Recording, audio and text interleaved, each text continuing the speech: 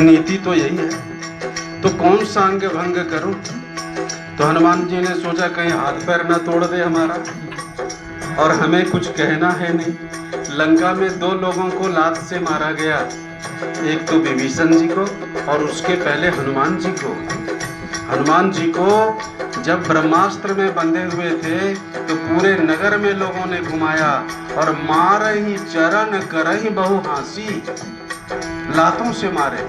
देख लिया बंदर, पता लग गया तुम में कितना बल है, हम लंकावासी कैसे हैं, ऐसे करके हंसी उड़ा रहे हैं।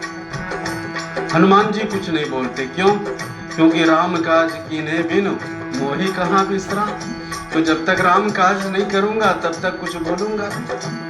तो हनुमान जी ने सोचा कौन सा अंग भंग करेगा हमारा, तो बार बार पूंछ को उठाकर कभी मुंह से लगाते।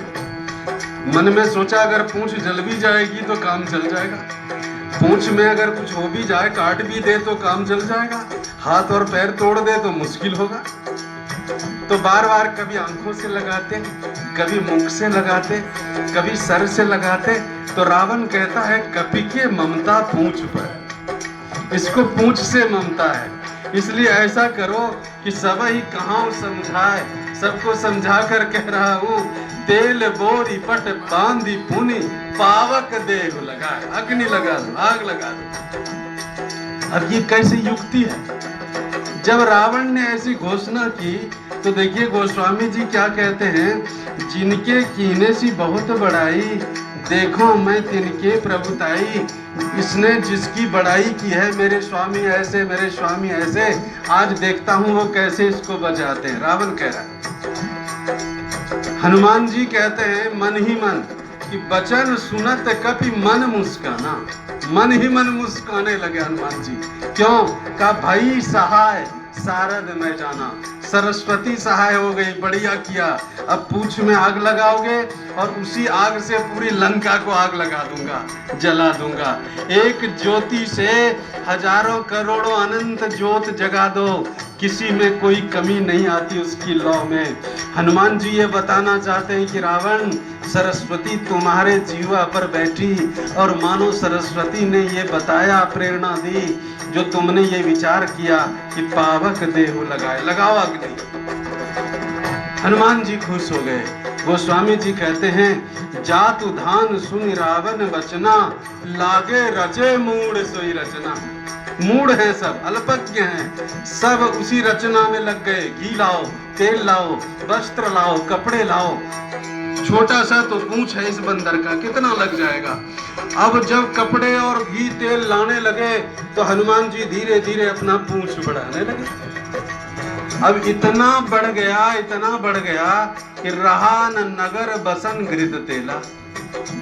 रावण को जाकर सेवक कहते, महाराज घी खत्म हो गया। रावण ने कहा, घी के लिए तुम्हें कहा कौन था, किसने था?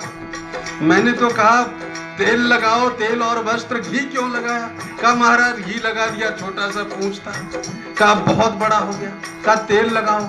अब तेल कपड़े में भिगोकर लगाने लगे, तेल भी खत्म। महाराज तेल भी खत्म। और हनुमान जी चुपचाप सुन रहे कि हो क्या रहा है। जब हनुमान जी ने देखा कि तेल, घी, कपड़े सब समाप्त हो गए, तब नींबू की चढ़े छलांग लगा दी, आग लगा दिया लंका वासियों ने, और छलांग लगाया।